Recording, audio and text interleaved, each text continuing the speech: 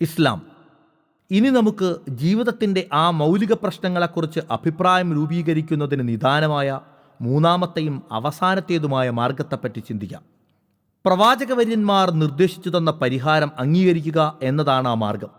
നിങ്ങൾക്ക് പരിചയമില്ലാത്ത ഒരു സ്ഥലത്ത് എത്തിപ്പെടുകയും ആ സ്ഥലം അറിയുന്ന ഒരാളുടെ നിർദ്ദേശപ്രകാരം അവിടെ സഞ്ചരിക്കുകയും ചെയ്യുന്നത് പോലെയാണിത്. ഇത്തരം ഒരവസ്ഥാവിശേഷം നേരിടുമ്പോൾ ആ സ്ഥലത്തെപ്പറ്റി ശരിക്കും പരിചയം ഉണ്ടെന്ന് അവകാശപ്പെടുന്ന ഒരാളെ നിങ്ങൾ ആദ്യമായി അന്വേഷിക്കുന്നു. തെളിവുകളും ലക്ഷണങ്ങളും വെച്ച് അദ്ദേഹം വിശ്വാസയോഗ്യനോ അല്ലേ എന്ന് വകയിരുത്താൻ നിങ്ങൾ ശ്രമിക്കുന്നു. പിന്നീട് അയാളുടെ നിർദ്ദേശപ്രകാരം സഞ്ചരിച്ചു നോക്കുന്നു. അദ്ദേഹം നൽകിയ വിവരത്തിൻ്റെ അടിസ്ഥാനത്തിൽ പ്രവർത്തിച്ചപ്പോൾ യാതൊരു ദുഷ്ഫലവും ഉണ്ടായില്ലെന്ന് അനുഭവത്തിലൂടെ തെളിയുമ്പോൾ അദ്ദേഹം ആ സ്ഥലത്തെ സംബന്ധിച്ച് പരിചയമുള്ള ആളാണെന്നും അദ്ദേഹം നൽകിയ വിവരങ്ങളെല്ലാം ശരിയായിരുന്നു എന്നും നിങ്ങൾക്ക് പൂർണ്ണ ബോധ്യം വരുന്നു.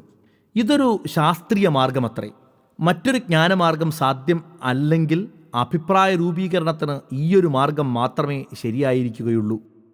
ഇനി ചിന്തിക്കുക, ഇഹലോകം നമുക്ക് അന്യമായ ഒന്നല്ലേ? ഇതിൻ്റെ യാഥാർത്ഥ്യം എന്ത്? ഇതിൻ്റെ ഭരണം എങ്ങനെ? ഏതു നിയമമനുസരിച്ചാണ് ഈ യന്ത്രശാല ചലിക്കുന്നത്?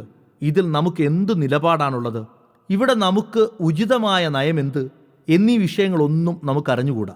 പ്രത്യക്ഷത്തിൽ കാണുന്നതെന്തോ അതാണ് യാഥാർത്ഥ്യമെന്ന് കരുതി നാം ഒരു അഭിപ്രായം രൂപീകരിച്ചു. അതനുസരിച്ച് പ്രവർത്തിച്ചു നോക്കി. പക്ഷെ ഫലം തെറ്റായി പുലർന്നു. പിന്നെ ഊഹാപോഹവും അനുമാനവും വെച്ച് മറ്റു പല അഭിപ്രായങ്ങളും നാം രൂപീകരിച്ചു. തദനുസാരം പ്രവർത്തിച്ചു. പക്ഷെ അപ്പോഴും ഫലം തെറ്റായിട്ട് തന്നെയാണ് പുലർന്നത്.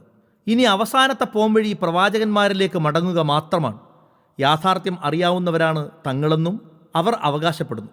അവരുടെ സ്ഥിതിഗതികൾ നാം സൂക്ഷ്മമായി പഠിച്ചു നോക്കുമ്പോൾ അവർ അങ്ങേയറ്റം സത്യവാന്മാരും വിശ്വസ്തരും ഉത്തമരും നിസ്വാർത്ഥരും തികഞ്ഞ ബുദ്ധിമാന്മാരും ആണെന്ന് തെളിഞ്ഞിട്ടുണ്ട്. അതിനാൽ പ്രഥമദൃഷ്ടിയിൽ അവരെ വിശ്വസിക്കുന്നതിന് വേണ്ടത്ര ന്യായമുണ്ട്. ഇനി നോക്കാനുള്ളത് ഇതുമാത്രമാണ്. ലോകത്തെക്കുറിച്ചും അതിൽ സ്വീകരിക്കേണ്ട നിലപാടിനെക്കുറിച്ചും അവർ നൽകുന്ന വിവരങ്ങൾ എത്രത്തോളം സ്വീകാര്യമാണ്? അവയ്ക്കെതിരായ വല്ല ശാസ്ത്രീയ തെളിവുമുണ്ടോ? അവയുടെ അടിസ്ഥാനത്തിൽ സ്വീകരിക്കപ്പെട്ട നയം അനുഭവത്തിൽ എങ്ങനെ പുലർന്നു? ഈ 3 ചോദ്യങ്ങൾക്കും തൃപ്തികരമായ ഉത്തരം ലഭിച്ചാൽ പിന്നെ അവർ പറയുന്നത് നാം വിശ്വസിക്കേണ്ടതും ആ സിദ്ധാന്തം അനുസരിച്ചുള്ള നയം ജീവിതത്തിൽ കൈക്കൊള്ളേണ്ടതുമാണ്. മുൻവിവരിച്ച ജാഹിലിയ മാർഗങ്ങളല്ല, ഈയൊരു മാർഗമാണ് ശാസ്ത്രീയമെന്ന് നാം സമർത്ഥിച്ചു.